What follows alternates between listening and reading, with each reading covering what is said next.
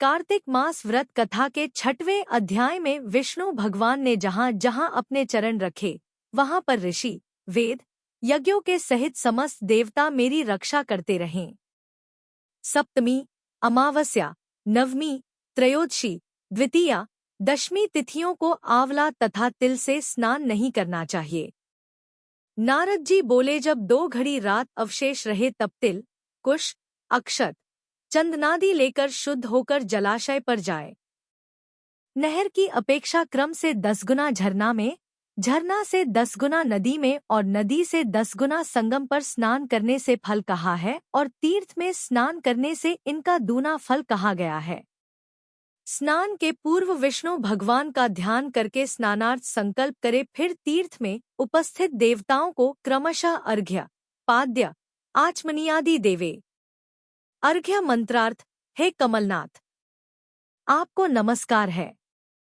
हे जलशायी भगवन, आपको नमस्कार है। हे ऋषिकेश, आपको प्रणाम है। मेरे दिए हुए अर्घ्य को आप ग्रहण करें। बैकुंठ, प्रयाग तथा बद्रिकारण्य में जहाँ कहीं विष्णु भगवान गए वहाँ विष्णु भगवान ने 3 प्रकार से अपना पैर रखा था। अतएव जहाँ कहीं विष्णु भगवान ने अपना चरण रखा वहाँ पर ऋषि, वेद, यज्ञों के सहित समस्त देवता मेरी रक्षा करते रहें। हे जनार्दन, हे दामोदर, हे देवेश, आपको प्रसन्न करने के लिए मैं विधिवत कार्तिक में प्रातः स्नान करूंगा। हे दामोदर, मैं आपका ध्यान और आपको प्रणाम करके इस जगह जल में स्नान करने के लिए जा रहा हूँ। आपकी कृपा से मेरे समस्त पाप नष्ट हो जावें।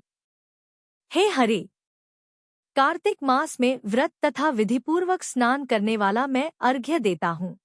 आप राधिका के सहित ग्रहण करें।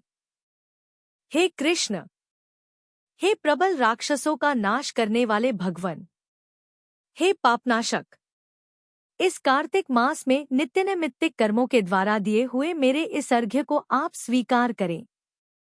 कार्तिक स्नान का व्रत करने वाला भागीरथी गंगा, विष्णु, शंकर तथा सूर्य का ध्यान करके जल में प्रवेश करे और नाभि पर्यंत जल में खड़ा होकर विधिपूर्वक स्नान करे।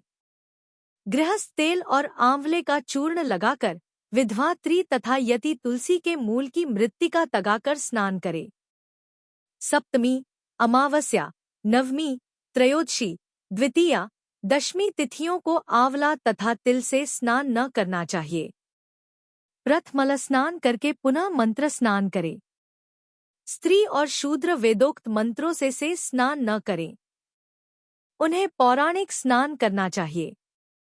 स्नानार्थ मंत्र, जिन मंत्रों भावन भगवान ने देवताओं के कार्य लिए 3 प्रकार का रूप धारण किया था, है ही पापनाशक विष्णु भगवान अपनी कृपा है मुझे पवित्र बनावें।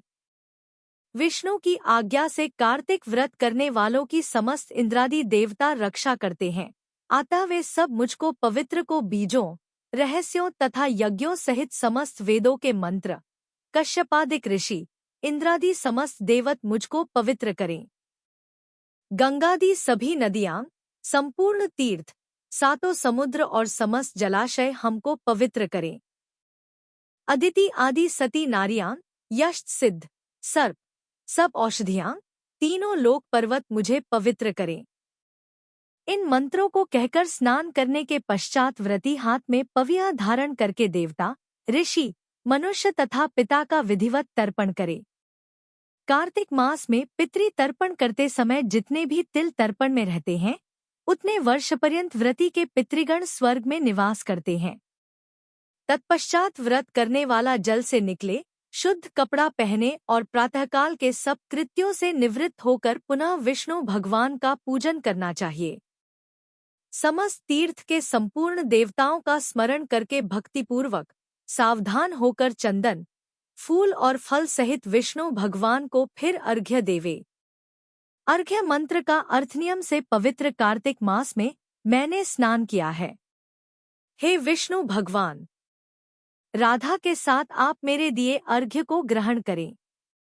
तब चंदन, फूल और तांबूलादिकों से वेद के पारंगत ब्राह्मणों का श्रद्धापूर्वक पूजन करें और बारंबार साष्टांग प्रणाम करें। ब्राह्मणों के दाहिने पैर में तीर्थ रहते हैं, मुख में वेद और समस्त अंगों में देवतागण निवास करते हैं। ब्राह्मणों की पूजा करने से उन सभी की पूजा हो जाती है। इस भूतल में विष्णु भगवान गुप्त रूप से ब्राह्मण के स्वरूप में निवास करते हैं। अपने कल्याण की कामना रखने वाले लोग इनका न अपमान करें और न इनके साथ निरीक, फिर एकांत चित्त से विष्णु भगवान की जा तुलसी का पूजन करके उनकी परिक्रमा तो उन्हें प्रणाम करें। हे देवी, हे तुलसी, देवता ने ही प्राचीन काल से तुम्हारा निर्माण किया और ऋषियों ने तुम्हारा पूजन किया है। विष्णु की प्यारी तुलसी, आपको प्रणाम है, आप मेरे सब पापों का नाश करें। इसके पश्चात स्थिर चित्त से विष्णु भगवान की पुराणों कथा को सुनना चाहिए और भक्तिपूर्वक वेद ब्राह्मणों का पूजन करना चाहिए। इस प्रकार भक्तिपूर्वक जो लोग पूर्वोक्त विधान से सा कृत्य करता है, उसे विष्णुलोक प्राप्त होता है। समस्त रोगों तथा पापों को नष्ट करने वाला, मनुष्य को श्रेष्ठ बुद्धि देने वाला, पुत्रधनारी का साधन, मुक्तिदायक कार्तिक के व्रत के अतिरिक्त कोई उत्तम व्रत इस संसार में नहीं है।